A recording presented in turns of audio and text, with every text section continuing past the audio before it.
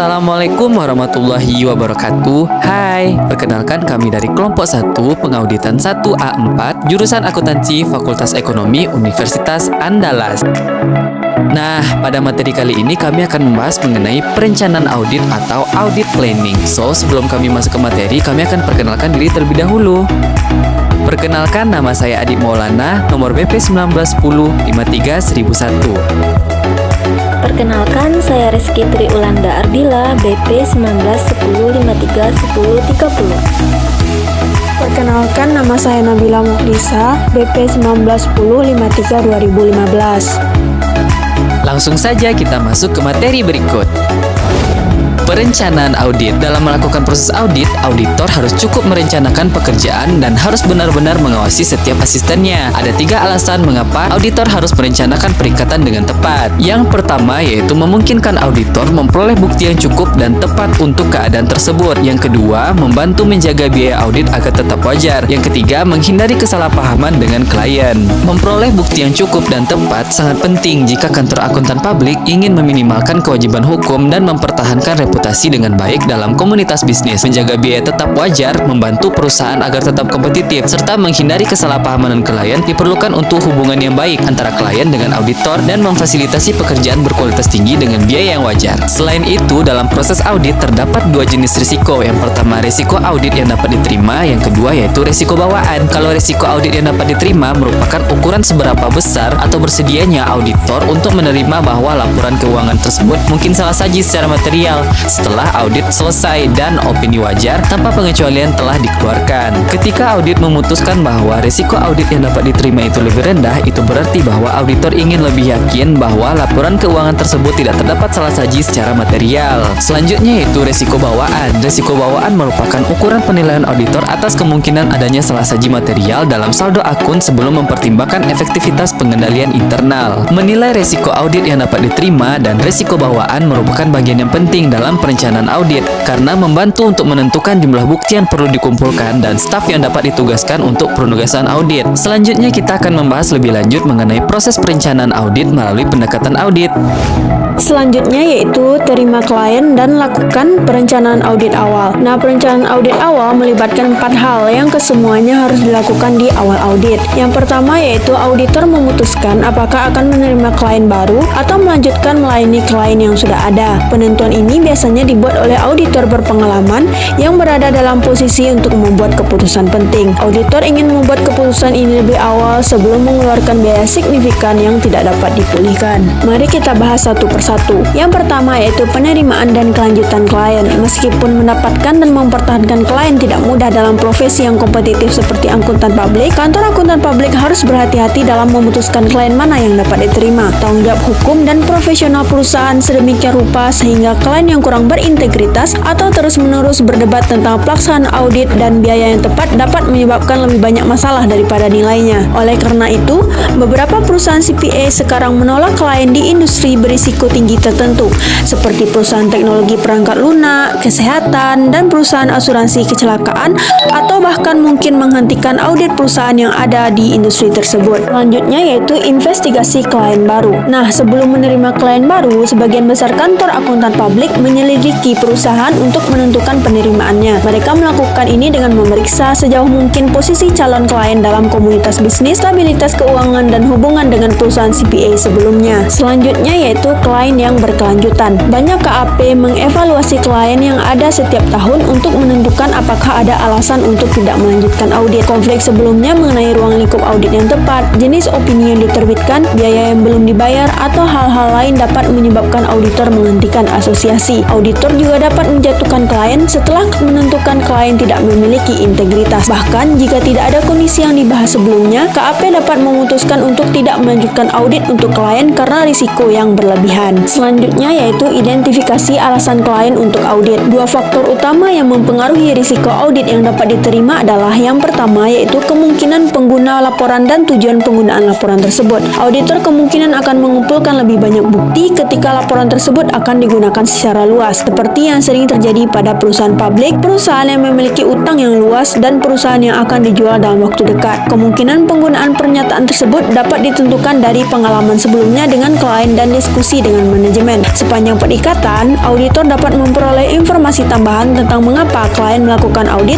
dan kemungkinan penggunaan laporan keuangan. Informasi ini dapat mempengaruhi risiko audit yang dapat diterima oleh auditor. Selanjutnya yaitu dapatkan pemahaman dengan klien. Pemahaman yang jelas tentang ketentuan perikatan harus ada antara klien dan KAP. Standar audit mengharuskan auditor mendokumentasikan pemahaman mereka dengan klien dalam surat perikatan, termasuk tujuan perikatan, tanggung jawab auditor dan manajemen, dan batasan perikatan. Untuk perusahaan publik sendiri, komite audit bertanggung jawab untuk mempekerjakan auditor seperti yang disyaratkan oleh Sarbanes-Oxley Act. Surat perikatan biasanya ditandatangani oleh manajemen untuk perusahaan swasta. Surat perikatan juga dapat mencakup perjanjian untuk memberikan layanan lain seperti pengembalian pajak atau konsultasi manajemen yang diizinkan berdasarkan kode etik profesional dan persyaratan peraturan. Ini juga harus menyatakan batasan apapun yang akan dikenakan pada pekerjaan auditor, tenggat waktu untuk menyelesaikan audit, bantuan yang akan diberikan oleh personel klien dalam memperoleh catatan dan dokumen,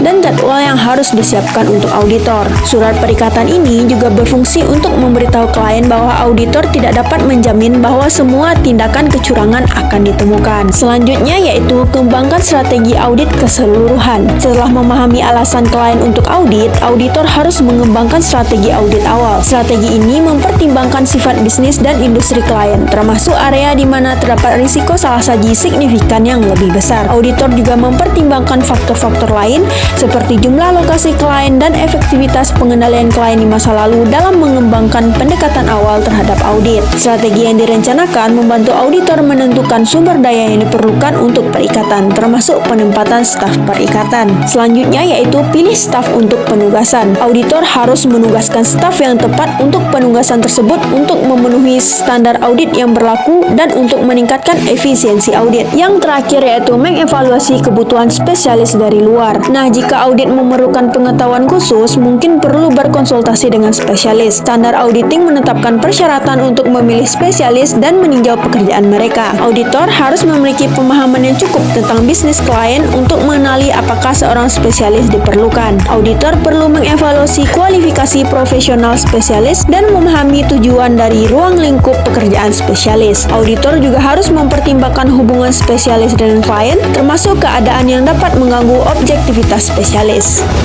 Nah, untuk materi selanjutnya adalah memahami bisnis dan industri klien. Pemahaman menyeluruh mengenai bisnis dan industri klien dan pengetahuan tentang operasi perusahaan sangat penting bagi auditor untuk melakukan audit yang memadai.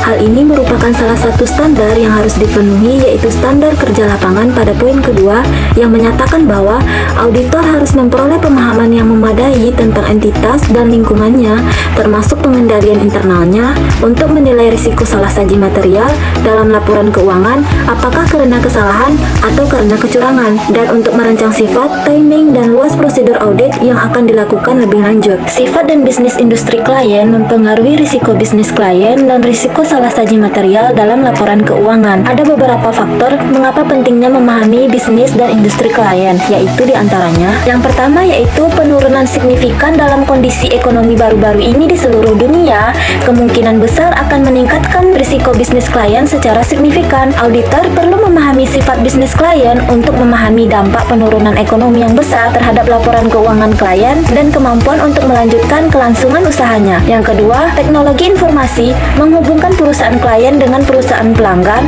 dan pemasok utama. Akibatnya, auditor membutuhkan pengetahuan yang lebih besar tentang pelanggan dan pemasok utama dan risiko terkait.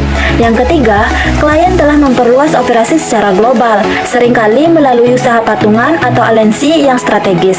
Dan yang keempat, teknologi informasi mempengaruhi proses internal klien, meningkatkan kualitas dan ketepatan waktu informasi akuntansi. Yang kelima, meningkatnya pentingnya modal usaha dan aset tidak berwujud lainnya, telah meningkatkan kompleksitas akuntansi dan pentingnya pertimbangan dan estimasi manajemen.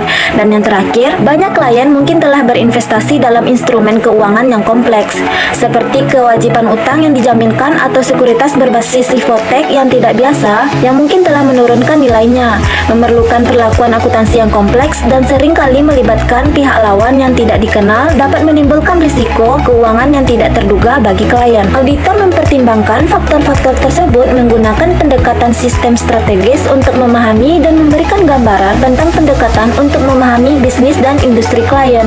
Untuk selanjutnya, kita akan membahas beberapa aspek dari pendekatan ini. Nah, untuk memahami bisnis dan industri klien, ada 5 strategi sistem yang digunakan, yaitu sebagai berikut. Nah, untuk strategi yang pertama, yaitu Industry and External Environment. Ada 3 alasan utama mengapa perlu memperoleh pemahaman yang baik tentang industri dan lingkungan eksternal. Yang pertama yaitu, risiko terkait dengan industri tertentu dapat mempengaruhi penilaian auditor atas risiko bisnis klien dan risiko audit yang dapat diterima, dan bahkan dapat mempengaruhi auditor untuk tidak menerima perikatan dalam industri yang lebih berisiko, seperti industri jasa keuangan dan asuransi kesehatan. Banyak risiko inheren yang umum terjadi pada semua klien di industri tertentu.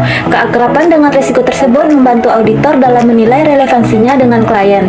Contohnya termasuk potensi keusangan persediaan dalam industri pemakaian mode, risiko bawaan penagihan piutang dalam industri pinjaman konsumen, dan cadangan jaminan industri. Banyak industri memiliki persyaratan akuntansi yang unik yang harus dipahami oleh auditor untuk mengevaluasi apakah laporan keuangan klien sesuai dengan standar akuntansi. Misalnya, jika auditor melakukan audit terhadap pemerintah kota, auditor harus memahami persyaratan akuntansi dan audit pemerintah.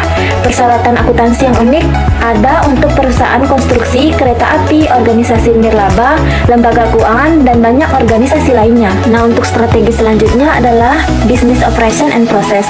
Auditor harus memahami faktor-faktor seperti sumber pendapatan utama, pelanggan dan pemasok utama, sumber pembiayaan, dan informasi tentang pihak yang berelasi yang dapat mengindikasikan area peningkatan risiko bisnis klien. Misalnya, banyak perusahaan teknologi bergantung pada satu atau beberapa produk yang mungkin menjadi usang karena teknologi baru atau pesaing yang lebih kuat.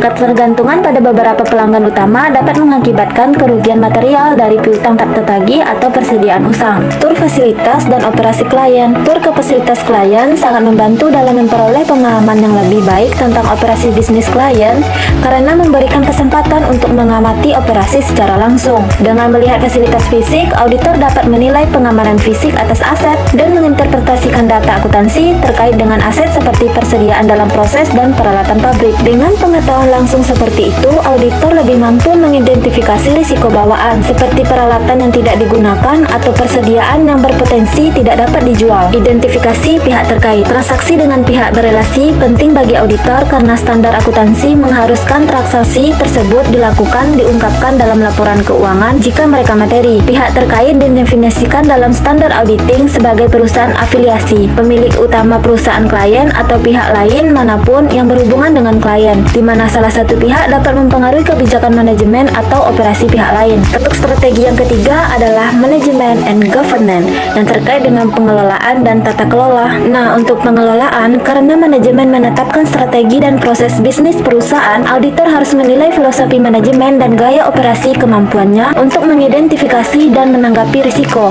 Karena hal ini secara signifikan mempengaruhi risiko salah saji material dalam laporan keuangan. Untuk tata kelola perusahaan mencakup struktur organisasinya seperti aktivitas dewan direksi dan komite audit.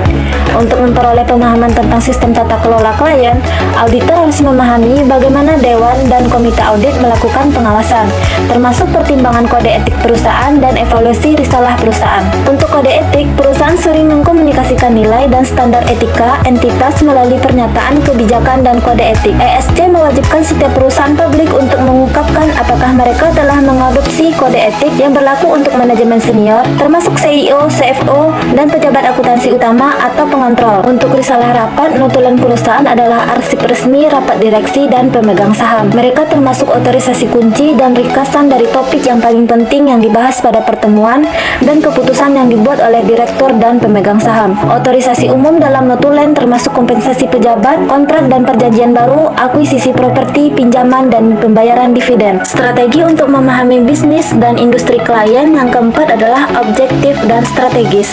Strategi adalah pendekatan yang diikuti oleh entitas untuk mencapai tujuan organisasi. Auditor harus memahami tujuan klien terkait dengan yang pertama, keandalan pelaporan keuangan, yang kedua, efektivitas dan efisiensi operasi, dan yang ketiga, kepatuhan terhadap hukum dan peraturan. Terlepas dari upaya terbaik manajemen, risiko bisnis muncul yang mengancam kemampuan manajemen untuk mencapai tujuannya. Akibatnya, pengetahuan tentang tujuan dan strategi klien mampu membantu auditor untuk menilai risiko bisnis klien dan risiko bawaan dalam laporan keuangan. Untuk tujuan klien yang terkait dengan kepatuhan terhadap hukum dan peraturan, auditor harus memahami ketentuan kontrak klien dan kewajiban hukum lainnya. Sebagian besar kontrak merupakan kepentingan utama dalam bagian-bagian individual dari audit dan dalam praktiknya mendapatkan perhatian khusus selama fase-fase yang berbeda dari pengujian terperinci. Dan yang terakhir, strategi sistem pemahaman bisnis dan industri klien adalah measurements and performance. Sistem pengukuran kinerja klien mencangkup indikator kinerja utama yang digunakan manajemen untuk mengukur kemajuan tujuannya. Indikator ini merupakan angka-angka laporan keuangan seperti penjualan dan laba bersih. Indikator kinerja utama tersebut dapat mencangkup pangsa pasar, penjualan per karyawan, dan lain-lain. Selanjutnya adalah mengenai risiko bawaan. Dari salah saji laporan keuangan dapat meningkat jika klien telah menetapkan tujuan yang tidak masuk akal atau jika sistem pengukuran kinerja mendorong akuntansi yang agresif. Misalnya, tujuan perusahaan mungkin untuk mendapatkan pangsa terkemuka dari penjualan industri. Jika manajemen dan wiraniaga diberi kompensasi berdasarkan pencapaian tujuan ini, ada peningkatan intensif untuk mencatat penjualan sebelum mereka diperoleh atau mencatat penjualan untuk transaksi yang tidak ada. Nah, dalam situasi seperti itu, auditor kemungkinan akan meningkatkan risiko bawaan yang dinilai dan luas dalam pengujian untuk tujuan audit terkait transaksi untuk penjualan. Pengukuran kinerja mencakup analisis rasio dan perbandingan terhadap pesaing utama. Sebagian dari pemahaman bisnis klien, auditor harus melakukan analisis rasio atau meninjau perhitungan klien tentang rasio kinerja utama. Yang ketiga yaitu menilai resiko bisnis klien. Auditor menggunakan pengetahuan yang telah diperolehnya dari pemahaman bisnis dan industri klien untuk menilai resiko bisnis klien, yaitu resiko bahwa klien akan gagal mencapai tujuannya. Resiko bisnis klien dapat timbul dari salah satu faktor yang mempengaruhinya, antara lain seperti penurunan ekonomi yang signifikan yang mengancam arus kas klien, teknologi baru yang mengikis keunggulan kompetitif klien, atau klien yang gagal menjalankan strategi serta pesaingnya. Perhatian utama auditor adalah risiko salah saji material dalam laporan keuangan karena merupakan risiko bisnis klien. Misalnya, perusahaan sering membuat akuisisi dan merger strategis yang bergantung pada keberhasilan menggabungkan operasi dua atau lebih perusahaan. Jika strategi ini dirancang tidak berkembang, aset tetap dan goodwill yang dicatat akan mengalami penurunan nilai yang mempengaruhi penyajian wajar dalam laporan keuangan. Auditor juga harus mempertimbangkan pengendalian manajemen yang dapat memitigasi risiko bisnis seperti praktik penilaian risiko yang efektif dan tata kelola perusahaan. Risiko yang tersisa setelah pertimbangan efektivitas pengendalian manajemen puncak kadang-kadang disebut dengan risiko residual.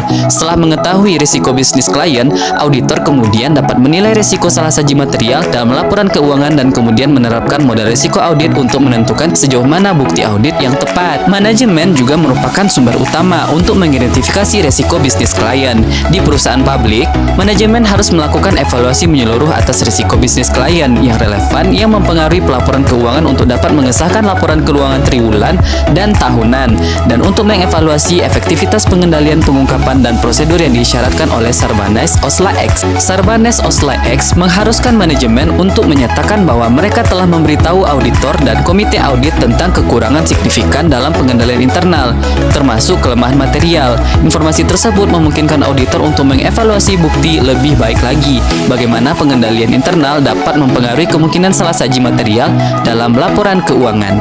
Yang keempat yaitu melakukan prosedur analitis awal. Auditor melakukan prosedur analitis awal untuk lebih memahami bisnis klien dan untuk menilai risiko bisnis klien. Salah satu prosedur tersebut membandingkan rasio klien dengan tolak ukur industri atau pesaing dan memberikan indikasi kinerja perusahaan. Pengujian pendahuluan tersebut dapat mengungkapkan perubahan rasio yang tidak dapat dibandingkan dengan tahun-tahun sebelumnya atau rata-rata industri dan memantau auditor mengidentifikasi area dengan peningkatan risiko salah saji yang memerlukan perhatian lebih lanjut selama audit. Dalam pengidentifikasian area tersebut, auditor cenderung berfokus pada rasio aktivitas likuiditas. Perputaran persediaan telah meningkat tetapi masih lebih rendah daripada rata-rata industri. Selanjutnya, perputaran piutang lebih rendah daripada rata-rata industri. Kolektibilitas piutang dan keusangan persediaan memungkinkan akan lebih dinilai risiko bawaan yang lebih tinggi dan oleh karena itu memungkinkan besar akan memerlukan perhatian tambahan pada auditor tahun berjalan. Area-area ini memungkinkan terjadinya perhatian tambahan selama audit tahun sebelumnya juga. Baiklah, sekian penampilan dari kelompok 1. Mohon maaf jika terdapat kesalahan. Kami akhiri dengan Assalamualaikum warahmatullahi wabarakatuh.